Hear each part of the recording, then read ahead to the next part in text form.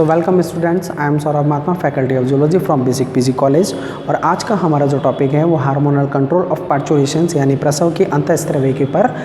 आधारित है। आज हम बात करते हैं कि पार्चुरेशंस प्रोसेस क्या होता है। सबसे पहली चीज़ कि पार्चुरेशंस प्रोसेस यानी कि एक एम्ब्रियो का गैस्ट्रेशंस पीरियड जब कम्प्लीटली ओवर हो जाता है और उसको यूट्राइन कैविटी से बाहर निकाला जाता है तो ये प्रोसेस कहलाता है यहाँ पर पार्चुरेशंस यानी प्रसव।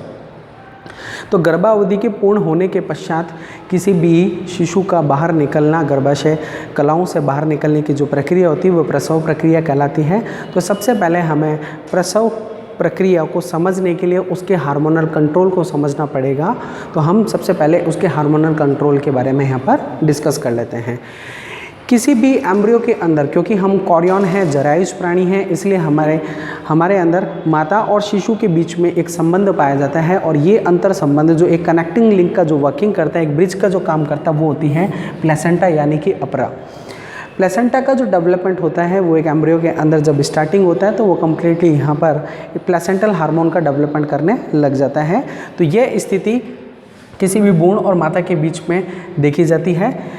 इस अपरा का जो मुख्य कार्य होता है वो होता है इसमें ऑक्सीजन सप्लाई, एसेंशियल्स एलिमेंट्स और न्यूट्रिएंट्स की सप्लाई करना। इन सभी की जो सप्लीमेंट्स होती है वो इसके द्वारा की जाती है। इसका मतलब ये हुआ, ये एक ऐसा कनेक्टिंग ब्रिज है जो कि माता के रक्त और शिशु के रक्त, इन दोनों के बीच में एक डिवाइडिंग लिंक की तरह इन दोनों को अलग अलग रखता है, जिससे शिशु का रक्त सीधा उसके कांटेक्ट में यानी माता के कांटेक्ट में नहीं आता। तो ये कनेक्टिंग लिंक यहाँ पर कुछ एलिमेंट्स को लाने और ले जाने दोनों प्रकार का कार्य करती है और साथ साथ में न्यूट्रिएंट्स की भी सप्लाई करती है।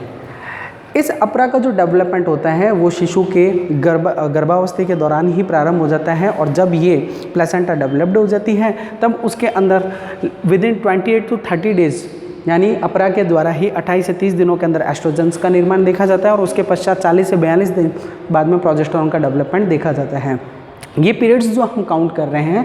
वो जैसे ही इसके अंदर इम्प्लांटेशंस प्रोसेस कंप्लीट हुआ उसके बाद में 20 to 30 days and 40 to 42 days के अंदर हम ये प्रोसेस देखना स्टार्ट करते हैं। जब प्रोजेस्टेरोन का लेवल यहाँ पर डेवलप हो जाता है प्रारंभ के दिनों में, जब इसके अंदर गैस्ट्रेशंस पीरियड स्टार्ट होता है, या हम बात कर सकते हैं कि इनके अंदर जब एम्ब्रियो का डेवलपमेंट स्टार्ट होता है तो इस एम्ब्रियो डेवलपमेंट के स्टार्टिंग टाइमिंग के अंदर, स्टार्टिंग फेज के अंदर कार्पस ल्यूटियम ही इन हार्मोनों का स्त्रवण करता है यानी एस्ट्रोजन और प्रोजेस्टेरोन का डेवलपमेंट देखा जाता है। लेकिन उसके पश्चात ये जो कार्य होता है वो उसके प्लेसेंटा के द्वारा संपन्न करवाया जाता है, इसलिए इनको प्लेसेंटल हार्मोन के नाम से भी जाना जाता है, जो कि 20 to 30 डेज तक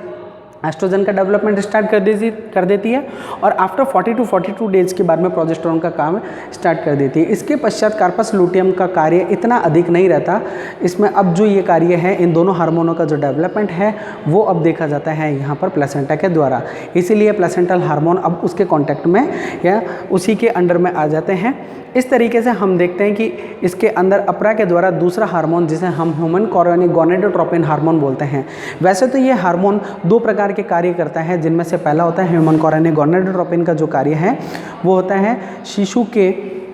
अपरा निर्माण के दौरान प्रारंभ होकर अगर ये नरों के अंदर ICHH यानी इंट्रास्टाइटल सेलुलर स्टिमुलेटिंग हार्मोन का यहाँ पर डेवलपमेंट करता है, जो कि अंतराली कोशिकाओं में जाकर वृषण कोशिकाओं से लेडी कोशिकाओं का स्त्रवण करती है, जिससे नरों में वृषण बनने का कार्य होता है। तो पहला कार्य तो हम HCG से रिलेटेड वो बता सकते हैं। और दूसरा जो कार्य होता है वो यहाँ पर FSH का संदमन भी करना होता है, क्योंकि HCG जो होता है वो डायरेक्टली क्या करता है, फॉलिकुलर स्टिमुलेटिंग हार्मोन का यहाँ पर संदमन करता है, जो कि अंडाशय में होने वाली विकास कार्यों को यहाँ पर रोककर केवल शिशु निर्माण के ऊपर पूर्ण रूप से उसको प्रेरित कर सके। तो हमने देखा कि HCG इस तरीके से वर्किंग कर रहा है, जो कि प्लेसेंटल हार्मोन के रूप में यहाँ पर जाना जा रहा है और उसी से बाहर निकलता है। तो ये कार्पस लूटियम की जगह पर एक प्रोजेस्टेरोन का डेवलपमेंट करेगा और साथ साथ में HCG का स्त्रवण जो कि लैक्टेशंस पीरियड के लिए बहुत इंपॉर्टेंट है, इसलिए लैक्टेशंस पीरियड के लिए वहाँ पर पहले से ही जो भी एलोविलीज हम देख रहे हैं ब्रेस्ट के अंदर, उन एलोविलीज को यहाँ पर डेवलपमेंट करना और साथ साथ में इंसुलिन का जो लेवल है उसको यहाँ पर कम करना, ताकि ज़्यादा से ज़्यादा मात्रा के अंदर रक्त के अंदर ग्लूकोज की मात्रा बनी रहे और जो कि शिशु तक पहुँच सके। अब हम बात करते हैं आगे की तरफ कि किस तरीके से इसके अंदर ये प्रोसेस आगे चलता है। तो प्लेसेंटा का जो कंप्लीट डेवलपमेंट है 100 to 120 डेज तक कंप्लीट हो जाता है। उसके पश्चात जब ये एंड मोमेंट पर, क्योंकि अब हमने ये बात की थी कि इन दोनों का जो लगातार स्रावण है वो सिर्फ प्लेसेंटा के द्वारा देखा जाएगा। तो जब पार्चुरेशंस का प्रोसेस स्टार्टिंग होता है तो उसके 7वें महीने के दौरान, यानी कि हम बात कर रहे हैं 7th ऑफ मंथ, उस टाइमिंग के अंदर इनके अंदर एक विशिष्ट प्रक्रिया होती है जिसके अंदर एस्ट्रोजन्स और प्रोजेस्टेरॉन, तो एस्ट्रोजन का जो लेवल है वो लगातार बढ़ता रहता है, लेकिन प्रोजेस्टेरॉन का जो हार्मोन का लेवल है वो वहाँ पर स्थिर अनुपात में ही बना रहेगा, उसके अंदर कोई ज़्यादा चेंजेस नहीं होते। कुछ मात्रा में स्रावित किया जाता है, लेकिन ज़्यादा मात्रा के अंदर एस्ट्रोजन का प्रभाव देखा जाता है। और जैसा कि हम जानते हैं कि एस्ट्रोजन का प्रभाव अगर बढ़ेगा तो इसके अंदर पार्चुरेशंस यानी कि उसको बाहर निकालने की जो प्रक्रिया, हम जो मेन्स्ट्रुअल साइकिल की जो प्रक्रिया देखते हैं वो एस्ट्रोजन्स के प्रभाव की वजह से ही देखते हैं,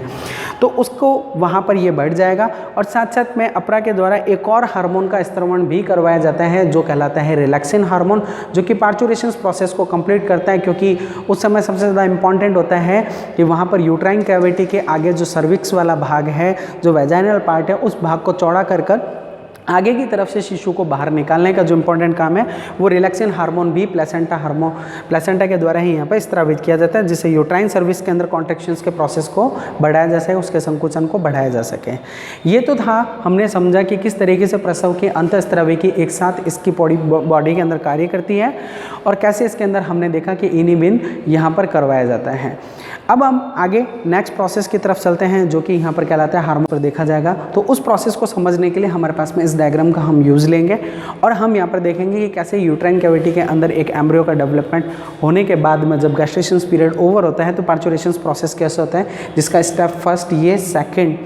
third and fourth, in 4 steps के अंदर हम यहाँ समझने की कोशिश करेंगे कि कैसे इसका हार्मोनल कंट्रोल इसको बाहर की तरफ निकालने का प्रोसेस करता है। इस प्रोसेस को स्टार्टिंग करने से पहले हमें इनके हार्मोनल कंट्रोल जो हमने पहले समझे थे उसको इस चित्र के माध्यम से समझने की कोशिश करते हैं कि कैसे ये इसके अंदर वर्किंग करता है। तो सबसे पहले तो हम बात करेंगे इस इनहिबिन की। इनहिबिन जो हमने अभी बात की थी कि इनकी जो यूट्राइन कैविटी है वहाँ पर इनिबिन फैक्टर्स जो कि HCG के द्वारा स्रावित करवाया जाता है, प्लेसेंटा के द्वारा स्रावित करवाया जाता है, ये जाता है और सीधा हाइपोथैलेमस जो कि पिट्यूटरी ग्लैंड का पार्ट है वहाँ जाकर FSH-RH यानी फॉलिकुलर स्टिमुलेटिंग हार्मोन को यहाँ पर जाकर इनिबिट करता, संदमित करता है, तो उसके स्रवण को रोक दिया जाता है। उस टाइमिंग पर जैसा कि हम जानते हैं पिट्यूटरी ग्लैंड के पास में 2 पार्ट होते हैं, पहला है एडिनोहाइपोफाइसिस, दूसरा न्यूरोहाइपोफाइसिस। तो न्यूरोहाइपोफाइसिस के द्वारा विशिष्ट प्रकार के हार्मोनों का स्रवण किया जाता है जो कि यहाँ पर गर्भाशय संकुचित या कॉन्ट्रेसेबिलिटी को यहाँ पर प्रेरित करता है। तो ऑक्सीटोसिन्स पहला और दूसरा आएगा रिलैक्सिन्स। रिलैक्सिन्स जो हमने बात की थी कि यहाँ पर प्लेसेंटल हार्मोन है तो वो सूचना ऊपर पहुंचाई जाती है जिससे हाइपोथैलेमस यहाँ पर रिलैक्सिन हार्मोन का भी स्रवण करता है। तो ये हमने देखा कि न्यूरोहाइपोफाइसिस से 2 इम्पॉर्टेंट हार्मोन यहाँ पर क्या हो रहे हैं, स्रावित हो रहे हैं, जिनमें से पहला आ रहा है ऑक्सीटोसिन्स। ऑक्सीटोसिन्स का जब डेवलपमेंट होता है या ऑक्सीटोसिन्स को जब स्रावित किया जाता है तो गर्भाशय की पाए जाने वाली एंड्रोमेट्रियम की दीवारें इसके लिए कम्प्लीटली रिसेप्टिव हो जाती है और इनका जो 100 गुना तक इनमें अधिक क्या होती है मात्रा के अंदर ऑक्सीटोसिन्स के लिए रिसेप्टिव डेवलप हो जाते हैं और ये रिसेप्टिव इस पूरे प्रोसेस को यहाँ पर कॉन्ट्रैक्टिबिलिटी को प्रोसेस को यहाँ पर बढ़ा देते हैं, यानी कि गर्भाशय संकुचन को प्रेरित करते हैं। प्रारंभ में अभी हम इनकी 3 घटनाओं के बारे में बात करेंगे कि पहली घटना में क्या होता है, दूसरी घटना में क्या होता है, तीसरी घटना में क्या होता है, पर पहले इसे समझ लेते हैं। तो प्रारंभ के अंदर तो क्या होते हैं, इनकी जो दर होती है वो कम होती है, लेकिन धीरे धीरे जैसे जैसे ऑक्सीटोसिन्स का अधिक मात्रा में नीचे तक पहुंचते तो गर्भाशय संकुचन लगातार प्रेरित होते रहते हैं। तो हमने ये चीज़ देखा कि ऑक्सीटोसिन्स और रिलैक्सिन्स ये दोनों ही हार्मोन अपनी संयुक्त क्रिया के द्वारा यहाँ पर गर्भाशय ग्रीवा के अंदर संकुचन प्रारंभ कर रहे हैं, जिससे वेजाइनल पार्ट और सर्विक्स पार्ट को आगे से अत्यधिक चौड़ा कर उसमें शिशु निकालने की जो प्रक्रिया है यानी जो प्रसव प्रक्रिया उसको प्रेरित करते हैं। तो हमारे लिए ये दोनों ही हार्मोन यहाँ पर बहुत इंपॉर्टेंट हो गए।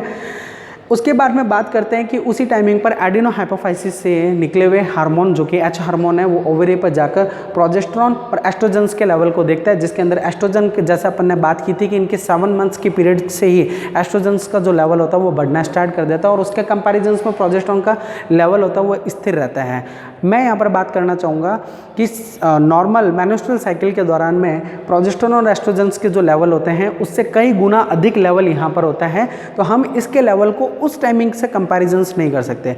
हम यहाँ पर बात कर रहे हैं कि एस्ट्रोजन का जो लेवल है वो लगातार इंक्रीज होता है, जिसकी वजह से ये प्रोसेस स्टार्टिंग होता है।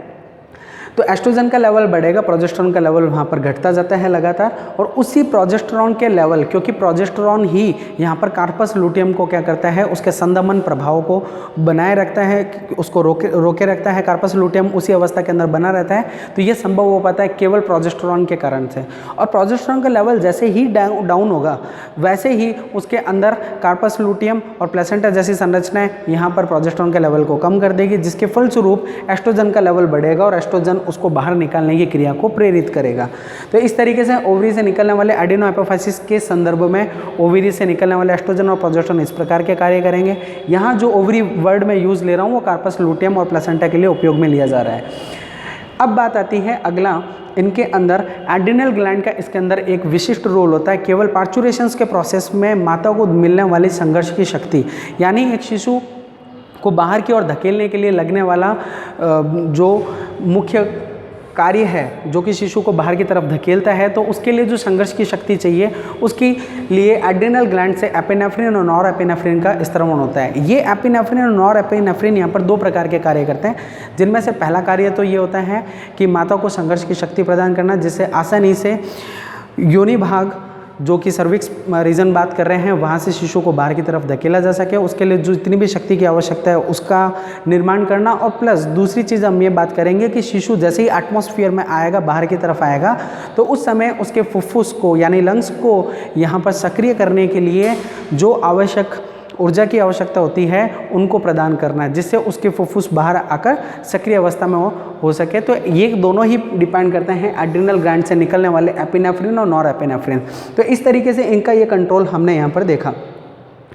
अब प्लेसेंटल HCG जो कि अपन बात कर रहे थे, जो कि यहाँ पर रिलैक्सेंस करेंगे, उसकी वजह से ये प्रभाव इनिबिन हुआ और फिर यहाँ से ये हमने देखा ऑक्सीटोसिन्स और रिलैक्सेंस यहाँ पर आए। तो इन सभी की वजह से लगातार क्या हो रहा है कि इनके अंदर प्रोजेस्टेरॉन का डिक्रीज देख रहे हैं और एस्ट्रोजन्स का अपन यहाँ पर इंक्रीज देख रहे हैं।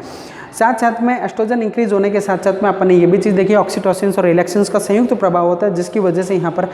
जो पेल्विक सिम्फाइसिस है, यानी जो प्यूबिक सिम्फाइसिस की अपन यहाँ पर बात कर रहे हैं, उस प्यूबिक सिम्फाइसिस के जोड़ को ढीला कर दिया जाता है, जिससे शिशु आसानी से बाहर निकलने का प्रोसेस बनाया जा सकता है, जो कि हम प्रोसेस ऑफ फोर्थ के अंदर यहाँ पर देख रहे हैं। तो हमने फर्स्ट प्रोसीजर्स में देखा कि कैसे इसके अंदर ये सभी कार्य स्टार्टिंग हुए। प्रोसेस सेकंड, जिसके अंदर ये कुछ मात्रा के अंदर हुआ,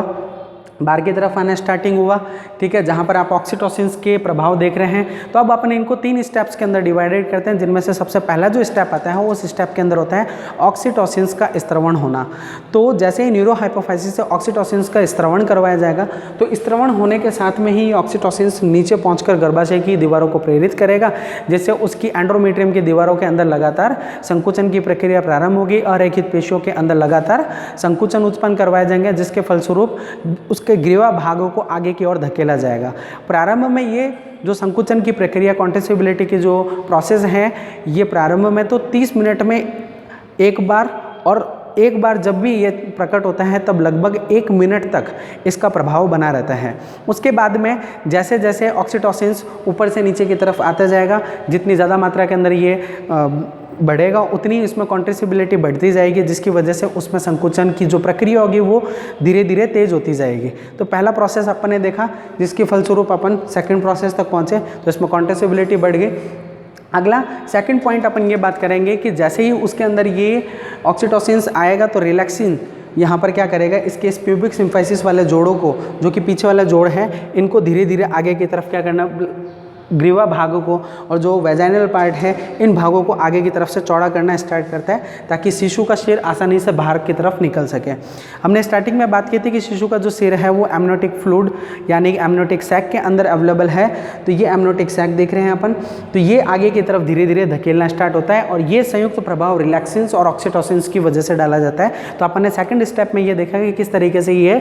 यानी वेजाइनल पार्ट और उसके सर्विक्स रीजन से आगे की तरफ धकेला जाता है। जब इसको आगे की तरफ धकेला जाता है तो इसका एमनियोटिक सैक, अब क्योंकि यहाँ पर हो क्या रहा है, जब इसको आगे की तरफ धकेला जा रहा है तो इस पर एक रिफ्लेक्स एक्स लग रहा है, और ये reflex x basically pubic symphysis के जोड़ पर लग रहा है, जिसकी वजह से जैसे उसको धक्का लग रहा है उसी के वापस रिफ्लेक्स में उसको आगे की तरफ बाहर की तरफ धकेला जा रहा है। इस प्रक्रिया के फलस्वरूप इसका एमनियोटिक सैक जो होता है वो फट जाता है और एमनियोटिक फ्लूइड उसी समय बाहर आ जाता है, जिससे बच्चे का सिर हमें बाहर दिखाई देना प्रारंभ हो जाता है। तो जैसे ही बच्चे का सिर बाहर की तरफ दिखाई देना प्रारंभ होता है, उसी समय में और इसके अंदर बढ़ने वाली यानी ऑक्सीटोसिन्स का लगातार और ज़्यादा मात्रा के अंदर इसको यहाँ पर सिंथेसाइज किया जाता है, सिक्रेशंस होता है, और इस सिक्रेशंस की वजह से यहाँ पर क्या होता है, शिशु पूर्ण रूप से धीरे धीरे बाहर निकल जाता है। और अभी हमने ये भी बात की थी कि शिशु बाहर जैसे ही बाहर आएगा तो इसकी जो गर्भनाल है, जिसको अपन यहाँ पर क्या बोल रहे हैं, प्लेसेंटा बोल रहे हैं, उसको वहाँ से तोड़ दिया जाता है, कटिंग कर दिया जाता है, और कटिंग करने के बाद में उसको छोड़ दिया जाता है। तीसरा प्रोसेस जो इम्पॉर्टेंट पॉइंट है, उसके अंदर ये जो काटी गई रज्जु कैनाल है जिसकी अपन बात कर रहे हैं यहाँ पर प्लेसेंटा की, इसको छोड़ दिया जाता है। 30 मिनट के बाद में गर्भाशय की दीवारों के अंदर पुनः रक्तस्राव प्रारंभ होता है, क्योंकि जो मनुष्य हैं, अपन अगर मैमल्स में बात करें हम ह्यूमंस की, तो ह्यूमन के अंदर क्या होता है कि कंप्लीटली गर्भाशय की एंड्रोमेट्रियम की जो दीवारें यहाँ पर थी वे भी साथ में टूटकर इसके अंदर गिरना प्रारंभ हो जाती हैं, जिसके फलस्वरूप इसके अंदर बना हुआ ये पूरा तंत्र, जिसको आप कॉरियन बोल रहे हैं, जिसको आप यहाँ पर प्लेसेंटा बोल रहे हैं, ये अपने ऊतकों सहित रक्तस्राव के द्वारा क्या होता है, एंड्रोमेट्रियम की दीवारों के साथ टूटकर रक्तस्राव के रूप में बाहर हो जाता है। तो तीसरा प्रोसेस होता है, यानी शिशु के प्रसव होने के 30 मिनट के पश्चात ये प्रक्रिया पुनः प्रारंभ होती है, जिसके अंदर भी ऑक्सीटोसिन जैसे लेवल, ऑक्सीटोसिन जैसा हार्मोन यहाँ पर पुनः कार्य करवाता है, जिसके फलस्वरूप ये प्रक्रिया देखी जाती है। और इस समय एस्ट्रोजन का लेवल क्या हो जाता है, बढ़ जाता है, और प्रोजेस्टेरोन का लेवल कम हो जाता है, और लगातार रक्तस्राव इसके अंदर प्रारंभ रहता है। तो ऐसा हमने देखा कि किस तरीके से इनके अंदर ये कंप्लीटली प्रोसेस होता है। Thank you very much.